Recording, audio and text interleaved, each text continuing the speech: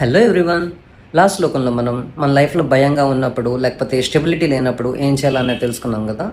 ఈ శ్లోకంలో దాని కంటిన్యూషన్ చూద్దాము. సంభవో భావనో భర్త ప్రభవ ప్రభురీశ్వర. సంభవ అంటే తనకు తానుగా ఉద్భవించిన వాడు అని అర్థం. భావన అంటే ఈ విశ్వం అంతటినీ కూడా అభివృద్ధి చేసేవాడు అని అర్థం.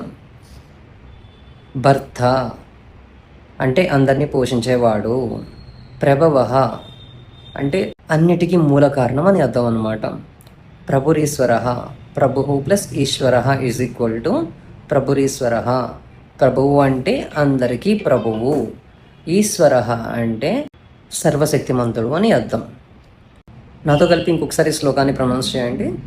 సంభవు భావను భర్త ప్రభవ ప్రభురీశ్వర.